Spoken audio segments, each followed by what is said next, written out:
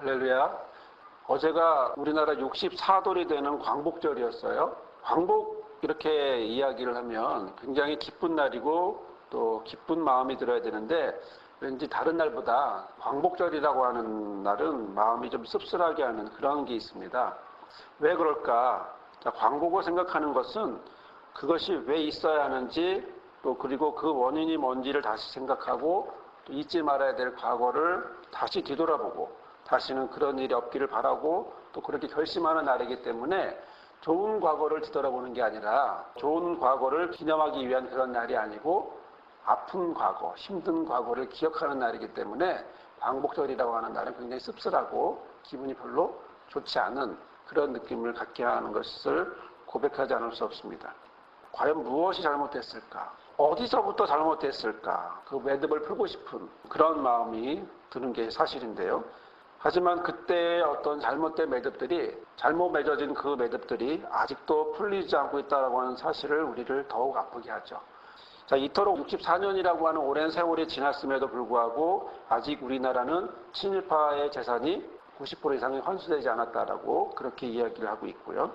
또 우리나라는 일제에 강제징용된 어떤 피해자들에게 있어서 미불된 임금을 일본이 줘야 되는데 한일협정에 의해서 그것을 받아낼 의지를 전혀 보이지 않는 것도 우리 정부의 모습이기도 합니다. 1992년부터 매주 수요일에는 일본 대사관 앞에서 잘못된 역사를 바로잡기 위해서 정신대 할머니들이 수요 집회를 계속하고 있지만 이것이 언제 끝날지는 알 수 없는 것이 우리입니다. 이외에도 수없이 많은 것들이 풀리지 않고 또 그것 때문에 힘들어하는 부분들이 너무나 많은 것을 우리가 알고 또 경험하게 되는데요. 자, 어떻게 하면 우리는 잘못된 과거를 되돌릴 수 있을까? 단지 옷에 단추라면 잘못됐구나, 다시 매야지 이렇게 생각할 수 있겠는데, 자, 이런 과거들은 옷의 단추 같은 것이 아니라서 아무리 나라적으로 역사를 바로 세우려고 하고 또 그리고 되돌리려고 해도 결국 그 안에서 겪었던 고통이나 상처들은 영원히 지워지지 않는다라고 하는 사실이 우리의 마음을 아프게 합니다. 그래도 오히려 이것을 계속하고 또 멈출 수 없는 이유는 그 시작이 잘못되었다라는 것을 인정하는 것 그나마라도 그것만이라도 우리의 상처를 풀 수 있는 원인 또 출발이 되기 때문에 바로 잘못된 역사를 고치려고 하는, 잘못된 역사를 바로잡으려고 하는 그런 노력들이 지금 계속 이어져 가고 있습니다. 문제는 시작을 확인한다는 거죠. 어디서부터 잘못되었는지 그것을 다시 확인하고 다시 출발하고 다시 체크하려고 하는 바로 그런 부분입니다. 오늘 여러분들이 교회로 오시는데요. 교회로 오시면서 무엇을 타고 오셨나요? 그때 우리가 4층이니까 여러 가지 방법이 있겠죠. 몇 가지가 있을까요? 2가지가 있지 않겠어요? 하나는 계단을 올라오는 방법과 하나는 엘리베이터를 타고 올라오는 방법, 이 2가지가 있겠죠. 여러분들은 어떤 걸 택하셨나요? 당연히 엘리베이터를 택하고 오셨을 거예요. 왜죠? 편하니까, 쉬우니까, 당연하니까, 익숙하니까. 자, 이렇게 당연하고 익숙하고 쏠리기 때문에 그렇게 합니다. 저 역시도 자연스럽게 상황이 되면 정말 급하거나 엘리베이터가 내려오는 한참 걸리고 정말 급하지 않은 상황에서는 엘리베이터를 기다리고 또 그리고 엘리베이터를 타고 올라오기도 하고 그럽니다. 마찬가지일 텐데요. 그런데요, 만약에 엘리베이터를 탔는데 이 탔던 내가 그 엘리베이터에서 내려오는 방법을 모른다면 어떻게 할까요? 어떻게 해야 될까요? 엘리베이터를 탔어요. 내리지를 못하겠어요. 방법을 잊어버렸어요. 자, 이런 질문 좀 황당하죠? 그게 무슨 질문이냐 싶을 수도 있어요. 왜냐하면 엘리베이터 타는데 그냥 다시 내리면 되니까. 어제 제 아내가 꿈 얘기를 하나 해줬는데요. 꿈에서 이제 엘리베이터를 탔어요. 집이 10층이니까 10층을 가기 위해서 엘리베이터를 탄 거예요. 걸어가기는 쉽지 않죠. 당연히 엘리베이터를 타야겠죠. 1, 2층이면 걸어가겠지만. 엘리베이터를 탔는데 사람들은 계속해서 타고 있는데 내리는 방법을 잊어버린 거예요. 내리는 방법이 기억이 안 나는 거예요. 어떻게 내릴까 고민하고 있는 거죠. 자, 그런데 제가 희한하게 보이더래요. 엘리베이터가 움직이는데 바깥에 있는 내가 보이더래요. 그래서 아내가 저에게 물어봤답니다. 꿈에서 어떻게 하면 내릴 수 있냐고 이렇게 물어봤더니 제가 버튼을 누르라고 이렇게 얘기를 했대요. 맞죠? 버튼을 누르면 되겠죠. 그런데 버튼을 찾을 수 없다고, 누를 수 없다고 이제 그렇게 얘기했습니다. 그래서 다시 한번 제가 말했습니다. 사람이 탈 때 그때 내리라고. 자, 안에는 10층을 가야 되는데 어떻게 해야 되냐. 아니, 일단 내리고 다른 방법이 있으니까 다른 방법을 찾아보자. 뭐가 있죠? 쉬운 방법이 아닌 어려운 방법이지만, 힘든 방법이고 땀이 나는 방법이지만 어떻게 해요? 계단으로 올라가면 되거든요. 자, 여러 가지 방법이 있는데, 자, 그 안에는 1층에 타는 사람들을 이렇게 비켜서 내렸습니다. 내렸고 어제 아침에 꿈 얘기를 함께 나누게 되었는데요. 꿈 얘기를 나누는 것은 굉장히 중요해요. 왜냐하면 꿈은 그 사람의 마음을 담고 있기 때문에 그래요. 그 꿈을 꿨다라고 하는 것은 그 사람의 삶 속에서 느끼는 어떤 감정을 표현하고 있기 때문에 그러거든요. 뭔지를 모르겠는데 무엇을 느끼고는 있는데 그게 뭔지는 잘 모르겠어요. 그럴 때 현대에서 확인하는 것은 뭐냐면 꿈이 그것을 무의식적으로 드러내고 표현하고 있는 것을 알게 해줬습니다. 자, 그러면 이 꿈이 뭐가 그렇게 중요할까? 뭐가 그리 중요한 꿈일까? 자, 정리하면 이런 거죠. 어딘가를 가고 싶어요. 가기 위해서 방법으로 엘리베이터를 탔어요. 그런데 그 엘리베이터가 방법인 줄 알았더니 거기서 나오지를 못해요. 불안해요. 어떡하죠? 거기서 나오는 방법은 아주 간단한데요. 들어가는 식으로 나오면 되거든요. 들어갔던 방식을 다시 생각해보고 나오면 되는데 실제로 그것이 어려워요. 왜요? 엘리베이터에서 원하는 건 내 목적지까지 가야 한다는 생각이 가능했을지도 모르죠. 여하튼 엘리베이터에서 나올 수 없는 그런 모습입니다. 자, 여러분 중에 혹시 그게 뭔데? 그게 뭐? 그 간단한 문제를 왜? 라고 물어본다면 이 엘리베이터라고 하는 이 말을 좀 다른 말로 한번 바꿔보세요. 고민이라든가 어떤 문제 해결 방식이라든가 이런 표현으로 한번 바꿔본다면, 자, 10층을 가기 위한 것은 무엇인가를 하기 위한 거겠죠. 엘리베이터를 탄다라고 하는 것은 그 해결 방법을 고민한다라고 하는 이야기가 되죠. 자, 어떤 문제가 있어요. 그걸 해결하기 위해서 그 문제를 해결할 수 있는 방법을 선택해서 그것을 했어요. 그런데 해결해서 끝나야 되는데 어떻게? 해결해서 끝나는 게 아니라 그 속에 계속 빠져 있어요. 그곳에서 어떻게 벗어날 수가 없어요. 해결하려고 했던 그 문제 때문에 더 힘들게 된 거예요. 이런 경우 우리 단지 꿈이라고 이야기는 했지만 저나 여러분의 삶 속에서 너무나 많죠. 내가 뭔가를 해결하고 싶었어. 그런데 그 문제 때문에 더 힘든 거예요. 그 문제가 나를 더 힘들게 하고, 그래서 그 문제 때문에 내가 뭘 하려고 했는지를 다 잊어버리고 그 문제에 집착하게 되는, 엘리베이터를 탄 것은 10층을 가기 위함이지만 무엇이 본인을 불안하게 만들었을까요? 내릴 수 없다라고 하는 사실을 알고 불안하게 한 것처럼, 내가 어떤 것을 하고 싶은데 그것이 나를 힘들게 한다. 나를 어렵게 한다. 내가 최대한으로 찾아낸 방법이었는데 그게 나를 힘들게 한다. 참 난감하죠. 어떻게 될까? 고민하지 않을 수 없죠. 더 좋은 방법이 있을까?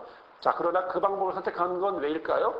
익숙하기 때문에, 편하기 때문에 그런 방법을 선택했는데, 자, 그렇지만 다른 방법을 생각해 봐야겠죠. 익숙하지 않아도, 편하지 않아도 그것에서 해결받을 수 없다면 그러면 다른 방법을 찾을 수밖에 없는 것을 우리가 느낄 수 있겠죠. 저는 상담을 하면서 자주 느끼게 되는 게 하나 있는데요. 그건 뭐냐면 우리 내담자들이 자신의 삶을 이야기를 하죠. 어릴 적 아버지와 어머니 때문에 이런저런 일이 있어서 힘들었어요. 자, 남편이나 아내에게 또는 자녀들에게 이런 일이 있어서 힘들고 또 저런 일 때문에 내가 이렇게 반응을 했어요. 더 나아가서는 하나님에게도 내가 이런 반응을 해요. 이렇게 해요, 저렇게 해요. 라고 이야기를 하는데 제가 느껴지는 공통점은 뭐냐면 그 대상이 누구건 간에 부모든 배우자든 자녀든 심지어 하나님이든 간에 재미난 공통점이 하나 있는 건 뭐냐면 비슷해요. 반응이 비슷해요. 행동 방식이 비슷해요. 내가 누군가에게 하는 이 행동이 대상만 바뀌었지 A와 A-와 2-3-일 뿐이지 실제로 거기에 대하는 행동은 비슷한 걸 느껴요. 다른 사람 이야기하기도 그렇고 제 얘기를 만약 한다면 제가 분노를 느낄 때요. 저는 대상하고 상관이 없더라고요. A라는 사람, B라는 사람, C라는 사람이 있어도 상관이 없어요. 보니까 제 하는 패턴이 비슷하더라는 거예요. 뭐가 그렇게 비슷할까 보면 반응이 비슷해요. 거기에 대한 느낌이 비슷하고요. 내가 행동하는 반응도 비슷해요. 자동적으로 그렇게 나가요. 근데 그 문제가 나를 괴롭혀요. 항상 나는 무슨 분노의 거리가 생각이 나면 그런 식으로 생각을 하고 또 그렇게 행동하고 있고 또 그렇게 반응하려고 해요. 전에는 그래서 그렇게 반응했어요. 왜? 그게 옳다고 느꼈으니까. 그게 옳았으니까. 지금은 시간이 지나고 이렇게 나눔을 하면서 하나 둘씩 알게 된 건, 그게 옳기 전에, 내가 선택한 그 방법이 있기 전에 나는 왜 이런 방법이 할까? 다른 방법이 있는데, 다른 무엇인가가 있을 텐데 나는 왜 굳이 이 방법만 고집할까? 이제 이 생각을 하게 되면서 이것이 나의 자동적 반응이구나, 자동적 행동들이구나, 자동적으로 느껴지는 거구나 라는 걸 알게 되고, 다시 생각하고 다시 그 문제, 거기를 다시 집중하는 그런 과정들을 가고 있습니다. 자, 그렇다면 그 해결을 어떻게 해야 될까? 자, 나를 힘들게 하는 그 감정을 풀기 위해서 나는 무엇부터 시작해야 할까? 자, 아마 그것은 그 시작을 확인해 보아야 되지 않을까? 내가 무슨 자동적 반응을 하고 있는지 그 반응, 그것을 확인하는 거죠. 엘리베이터를 타고 10층 가는 것만 집중하고 엘리베이터 탔다는 사실을 잊어버리는 것이 아니라 10층 가기 위해서는 어떤 방법을 선택했는가라고 하는 이 부분. 그래서 저는 계속해서 생각해보고 정말 이것이 괜찮은 건지, 아니면 이렇게 하는 것이 좋은 건지, 또 내가 붙잡고 있는 게 뭔지 정말 계속 붙잡고 계속 나가야 될지, 아니면 다른 무엇을 생각해야 될지, 이 부분을 한번 생각하고 또 고민하게 되고, 또 다시 한번 나를 느끼고 그리고 자동적 반응에 대해 생각해보는 그런 시간들을 가끔 갖게 되는데요. 가끔 갖는다는 얘기는 거꾸로 못 가질 때도 있다라는 얘기를 또 말씀을 드리는 거죠. 저는 이런 상황을 하나 이야기가 생각이 나더라고요. 뭐냐면 그 원숭이 잡는 방법 들어보셨죠? 원숭이를 잡는 방법은 그 아주 간단하면서도 교훈적인데요. 원숭이는 굉장히 빨라요. 사람 손으로 잡을 수가 없어요. 그래서 어떻게 잡나요? 그 남태평양이나 많은 원주민들이 어떻게 하냐면 나무에 원숭이 손이 들어갈 정도로 구멍을 내요. 그리고 땅콩을 그 안에 넣어요. 먹을 걸 넣어요. 그리고 기다려요. 그러면 원숭이가 돌아다니다가 그 구멍을 발견하고 손을 넣어요. 그리고 손을 넣고 땅콩을 집으려고 한 움큼 집어서 꺼내는데 손이 안 빠져요. 자, 손이 땅콩 때문에 손이 커져서 이게 안 나와요. 손만 간신히 들어갔는데 땅콩 때문에 손이 안 나와요. 어떻게 해야 되죠? 그럴 때 사냥꾼이 나타나요. 사냥꾼이 나타나면 이 원숭이는 더 놀래죠. 위급하죠. 불안해지죠. 그런데 손을 못 놔요. 그냥 계속 잡고 있어요. 그냥 끝까지 잡고 있어요. 그래서 그 빠른 원숭이를 사냥꾼은 천천히 느릿느릿 천천히 와서 잡을 수 있어요. 누가 잡은 걸까요? 땅콩이 잡은 걸까요? 사냥꾼이 잡은 걸까요? 아니면 자기가 자기를 잡은 걸까요? 저는 분명한 것은 뭐냐면 그 잡고 있는 그 손을 놓기 전까지는 결코 자유로울 수 없다라는 거죠. 잡고 있는 그것이 결국 우리를 자유롭게 하지 못한다라는 거죠. 그것을 놔야 다시 시작할 수 있음에도 불구하고 우리는 그 부분에 대해서 많은 부분을 붙잡고 있는데 내가 뭘 붙잡고 있는지도 몰라요. 자, 붙잡고 있어요. 사냥꾼 오고 있어요. 뭘 보고 있을까요? 손을 볼까요? 사냥꾼을 볼까요? 사냥꾼을 보고 있죠. 불안하죠. 근데 도망가지를 못하는 나를 보게 되는 거죠. 자, 그렇다면 나의 삶을 힘들게 하는 문제를 푸는 방식은 과연 뭘까? 자, 먼저 내가 무엇을 잡고 있어야 하는지를 보아야 합니다. 어떻게 그 문제를 잡게 되어 있는지도 보아야 합니다. 시작이 무엇이었는지도 보아야 합니다. 그리고 왼손으로 했으니 이제는 왼손 빼고 다시 오른손 넣을까요? 아니죠.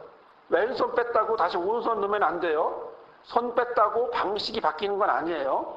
전혀 다른 방식이에요. 왼손에서 오른손 방식으로 너무 간단한 방식으로 쉬운 방식으로 바꾸는 것도 좋은 건 아니에요. 왜요? 다시 똑같은 반복이니까요.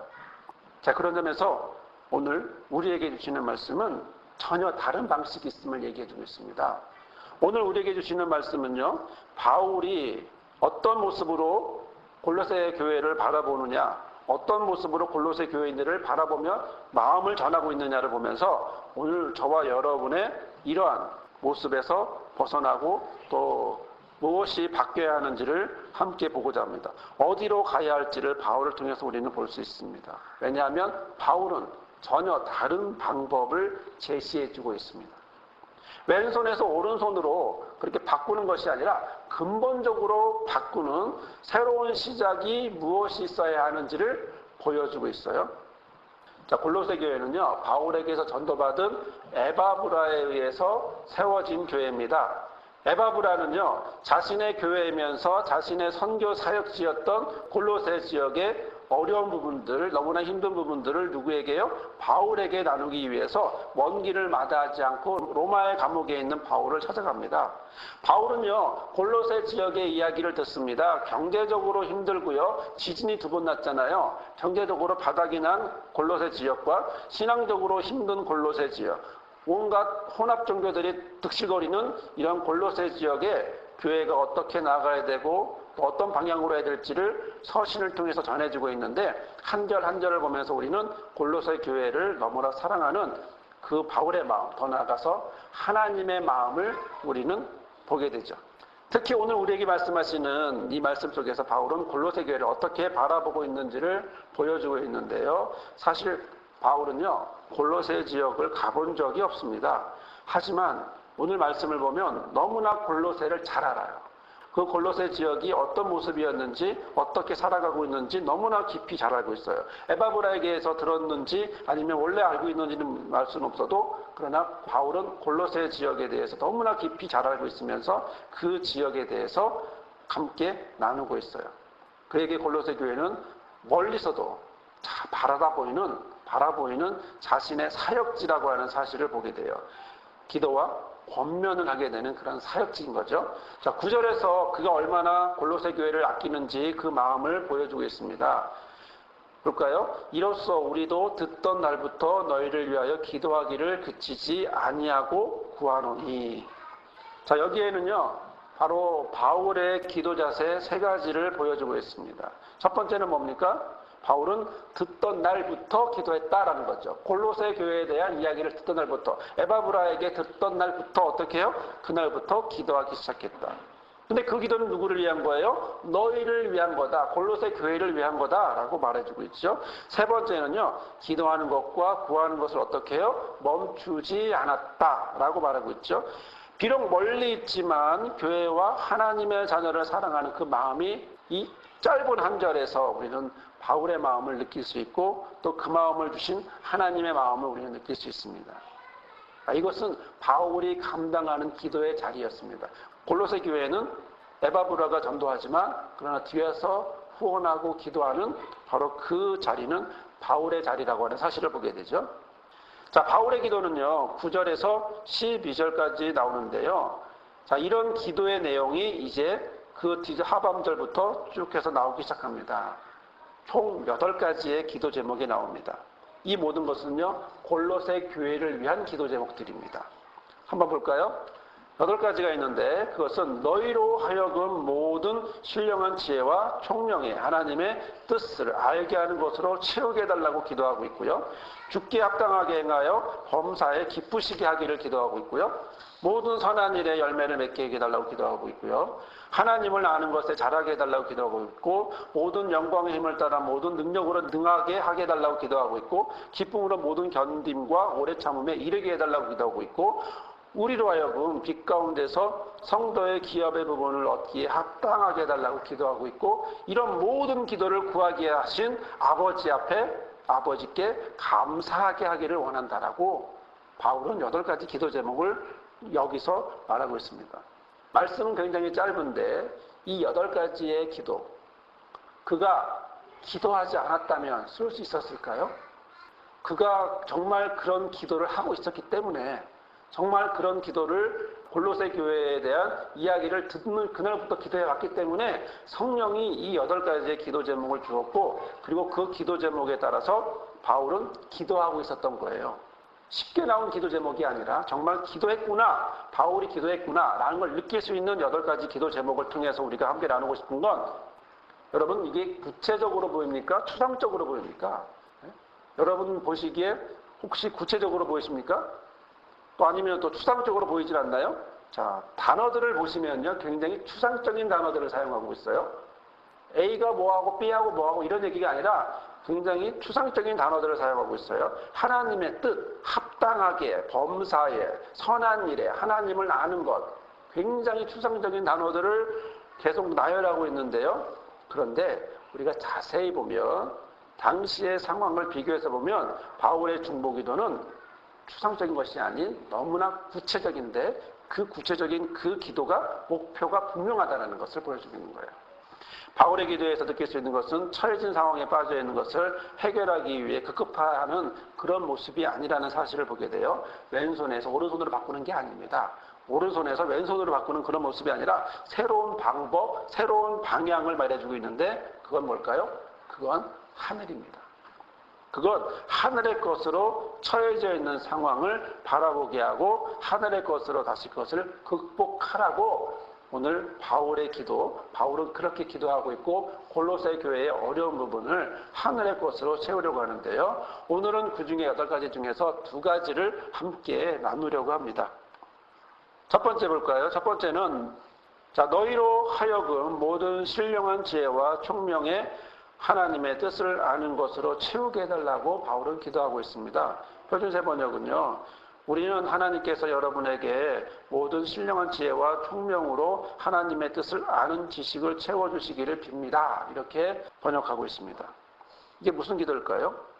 자, 우리도 이런 기도를 하고 있나요? 사실 우리도 이런 기도를 할 때가 많습니다. 하나님, 하나님의 뜻을 알려주십시오. 제가 뭘 어떻게 될지 모르겠거든요. 하나님의 뜻을 알려주십시오. 우리를 지혜롭게 해주십시오. 또 특히 우리는 자녀들을 향하여 이런 기도 많이 하죠. 하나님의 지혜롭게 해달라고. 자, 그러나 그 방법과 목적과 방향은 뭐예요? 세상적인 어떤 성공이나 방향들을 놓고 우리는 그런 마음으로 기도할 때가 많습니다. 자, 어떤 것을 결정 내릴 때 결정을 못 내리는 경우에 이런 기도를 하죠. 몇 가지를 놓고요. 이게 어느 것이 하나님의 뜻이에요? 라고 물어보는데요. 또 그래서 그것을 모르기 때문에 괴로워하기도 하는데요. 우리는 하나님의 것을 갖고 와서 하나님의 것을 묻는 게 아니라 나의 것을 갖고 와서 어느 게 하나님의 뜻이에요? 라고 물을 때가 더 많지 않나. 이런 생각을 또 한번 해보게 됩니다. 자, 내가 원하는 건 하나님의 뜻일까요? 내가 원하는 뜻을 하나님이 해결해 주는 것이라고 여기는 걸까요?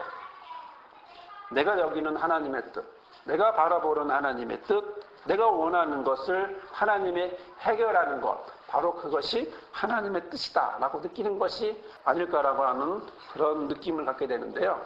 당시도 마찬가지예요. 지금도 세상의 흐름에 따라 세상의 영향을 받고서 그것에 쓸려가듯이 당시도 그랬어요. 지금의 모습은 아닐지라도 그 당시에 그 지역에 그 모습이 있었는데 그건 뭐냐면 주변의 종교와 철학으로 혼합돼서 거기에 쓸려다니고 있는 당시에 사람들이 있었음을 알고 있기 때문에 그래요. 당시의 종교적 상황은 뭐냐면 영적인 것을 더 추구해요. 육적인 것은 악하다고 그래요. 또 인간은 영적이지 못하기 때문에 하나님 앞에 곧장 가는 건 불가능하다고 생각했어요. 그렇기 때문에 중간에 뭘 만들어놨나요? 천사를 숭배하는 것을 만들어놨어요. 게다가요, 유대교 율법적인 배경 안에서는 철저하게 율법주의적으로 행동해야 되고 살아야 된다고 강력하게 주장해요. 자, 이런 상황에서 하나님의 뜻을 안다는 것은 가능할까요? 불가능하죠. 왜냐하면 당시는 그것이 지혜였고 그것이 총명이었어요. 세상의 지혜, 세상의 철학, 세상의 종교를 따르는 것이 뭐예요? 지혜예요. 그리고 그 지혜를 거기서는 지혜라고 설명을 했어요. 이것을 소피아라고 말하는데요. 이 소피아라고 하는 이것들을 허락했다는 거죠. 자, 그런데 바울은요, 이런 혼동되는 당시의 어떤 철학이나 종교적이나 이런 혼합적인 것에 빠지지 않고 오히려 이것을 다시 구체적으로 하나님의 것으로 다시 말하기 시작합니다. 자, 자세히 보시면 먼저 지혜와 총명이라는 말 앞에 무엇이 있나요? 어떤 수식어가 있나요? 신령한이라는 수식어가 있습니다. 자, 세상의 지혜가 아닌 무슨 지혜예요? 성령의 지혜라는 거죠. 당신은 영지주의적이고요. 신비한 어떤 제사의식을 더 신비롭게 여기고 있던 그런 상황에서 하나님의 영에 의해 지배받는 성령의 인도함 받는 이라는 뜻은 굉장히 구체적이고 세상이 말하는 지혜와는 다른 종교 혼합적인 그런 지혜가 아닌 하나님에게서 나오는 지혜, 총명을 말해주고 있는 거예요. 자, 지혜는 헬라어로 뭐라고 그랬다고요? 소피아. 그런데 이것을 히브리 말로는 호크마라고 하는 말인데요. 이것은 인간과 신에 대한 넓은 지성을 이야기하고 또 총명은 그에 대한 세세한 이해력, 판단력, 통찰력을 이야기하기도 합니다. 자, 이러한 성령의 인도함 받은 지혜와 통찰을 가지고 그런 것을 통해서 무엇을 얻게 되나요? 그 다음에 하나님의 뜻이라는 겁니다. 당시에 신의 뜻은요, 영과 육을 분리하고 이분법적으로 바라보고 영은 좋은 것이고 육은 나쁜 것이다. 이렇게 생각했는데, 그러나 성령이 말하는 지혜와 총명은 전혀 다른 하나님의 뜻을 이야기하고 있습니다. 자, 이 하나님의 뜻은 뭐냐면 인생을 향한 하나님의 기대와 바람과 목적, 또 인간 한 사람 한 사람 자기 백성들을 구원하기 위하고 하나님의 형상으로 회복시키려고 하는 성도들 한 사람 한 사람을 향한 기대, 이것은 영적인 것만이 아닌 그 삶의 전체를 말해주고 있고 또 그것에 대해서 한 사람 한 사람의 삶의 영육혼 모든 것들에 대한 하나님의 마음을 담아주고 있는 거죠. 그래서 주기도문에 나오는 것, 뜻이 하늘에서 이룬 것처럼 어떻게 해요? 땅에서도 이루어진다라고 고백하고 있는 거죠. 자, 이런 하나님의 뜻을 안다라는 것은 어떻게 해요? 정확하고 정밀하게 구체적으로 안다라는 것이고, 그래서 살아가고 있는 이 세상을 살아가고 있는 세상의 지혜로 살아가고 있는 그들에게 하나님의 지혜로 살아가도록 하나님의 뜻을 알고 살아가도록 분명하게 알고 또 그것이 어떻게 해요? 넘치도록 채운다라는 게 뭐냐면 잔이 넘치는 것과 같은 표현이에요. 잔이 넘치도록 한다라는 거죠. 결국 바울의 첫 번째 기도 제목은요, 당시의 상황 속에서 그 상황을 어떻게 보아야 할 것인가를 기도하고 있습니다. 세상은 세상의 지혜와 혼합적인 모습 속에서 흔들리면서 살아가고 있는데 바로 그런 속에서 살아가고 있는 골로새 교인들을 향하여 거기에 흔들리지 말기를 기도하고 있는 거죠. 시작이 세상을 향하여 있는 것이 아니라 그 시작을 어디로? 하나님에게로 돌리는, 하나님을 향하게 하는 하나님의 뜻을 삶에 채우기를 기도하고 있는 거죠.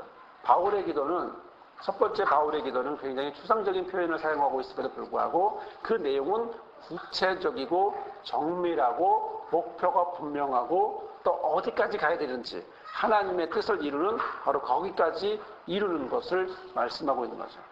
자, 그런 점에서 두 번째는요, 두 번째 기도 제목을 보면 주께 합당하게 행하여 범사에 기쁘시게 해달라고 기도하고 있습니다. 이것을 표준세 번역은 이렇게 번역하고 있는데요. 여러분이 주님께 합당하게 살아감으로써 모든 일에서 그를 기쁘시게 해달라고 그렇게 기도하고 있다는 거죠.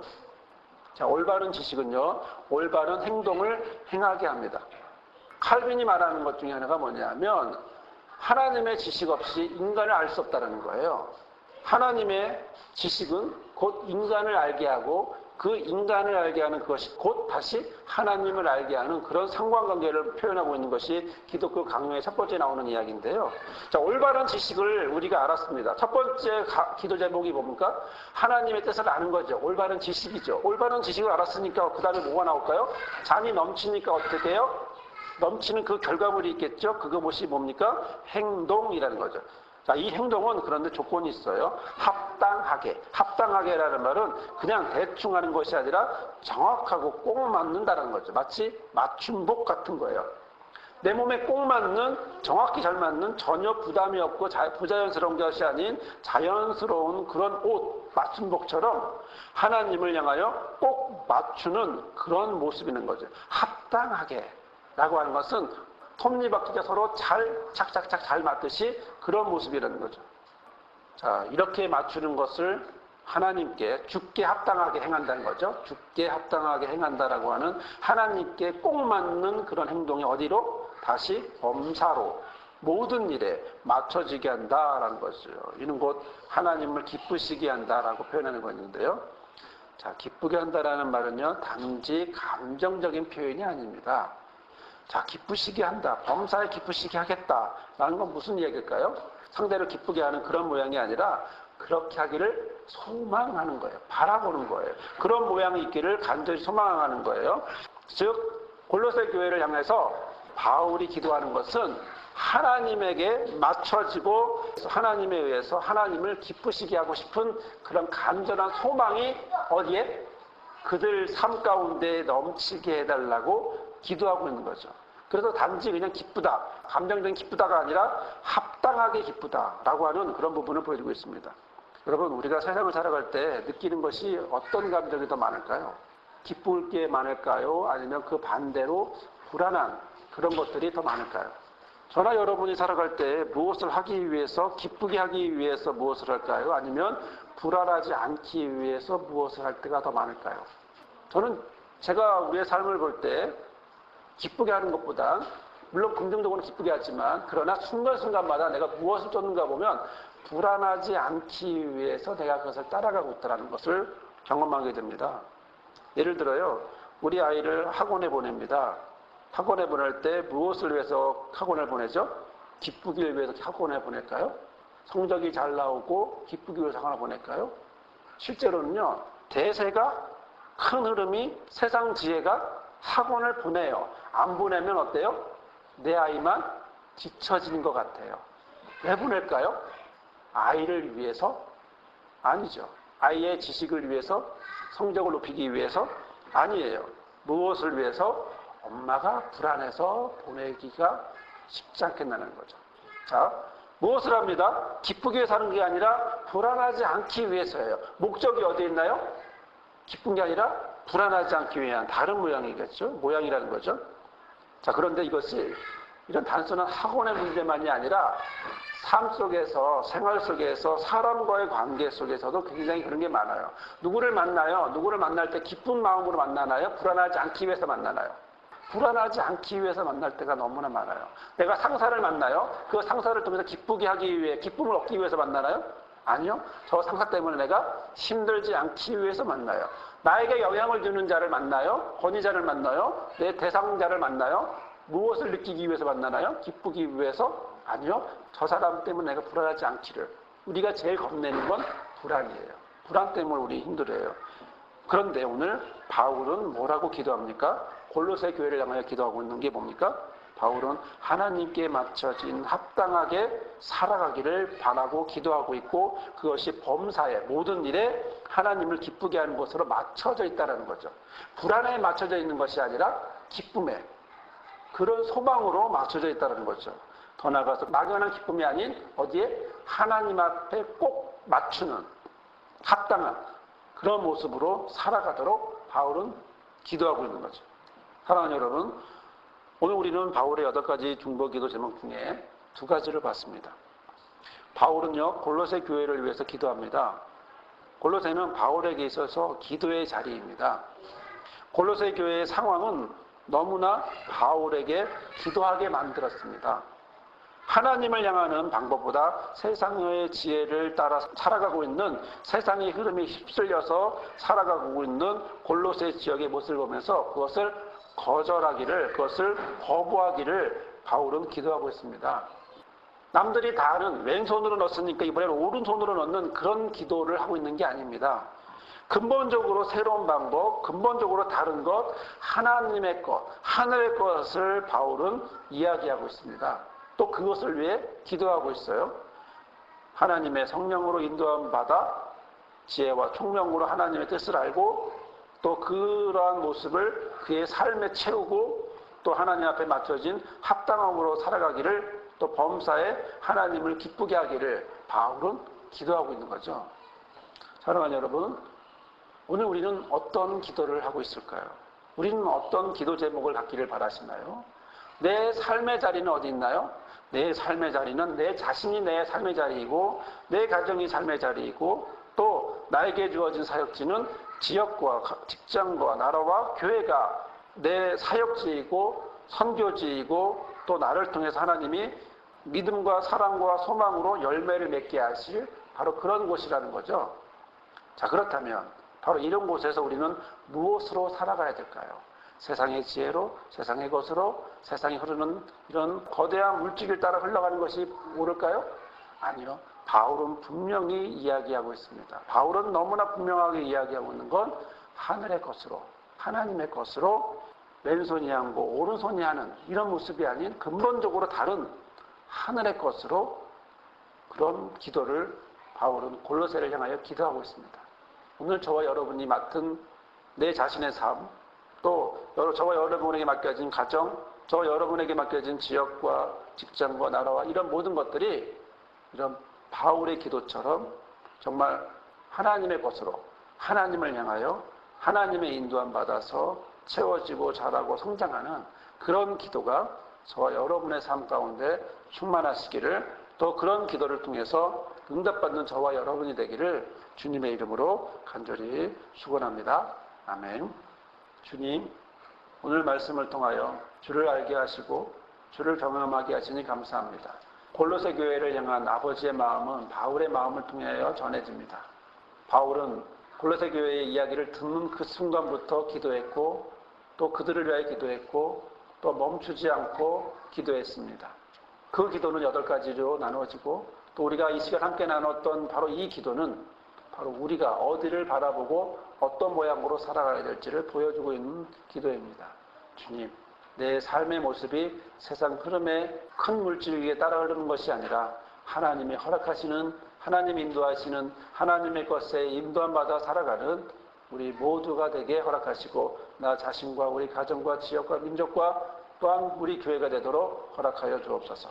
우리에게 바울의 기도를 우리의 기도 되게 하시니 감사하며, 이제는 우리 주 예수 그리스도의 은혜와 아버지 하나님의 크신 사랑과 보혜사 성령님의 함께 하심이 오늘 말씀을 통해 내 삶의 반복에서 벗어나 그 출발을 하나님께 맞추어 하나님의 성령으로 인도함 받는 지혜와 총명으로 하나님의 뜻을 분명히 알고, 또 그런 삶을 우리의 삶에 채우기를, 또 하나님께 맞추어 합당하게 살아가며 범사에 하나님을 기쁘시게 하기를 바라는 그런 바울의 기도가 나의 기도가 되고, 내 가정과 지역과 나라와 민족을 위한 기도가 되고, 우리 교회를 위한 기도가 되기 바라며 간절히 기도하기로 결정하는 모든 성도들 삶 위에, 목자와 리더들 삶 위에, 우리 교회 위에 영원히 함께 하옵시기를 간절히 축원합니다. 아멘.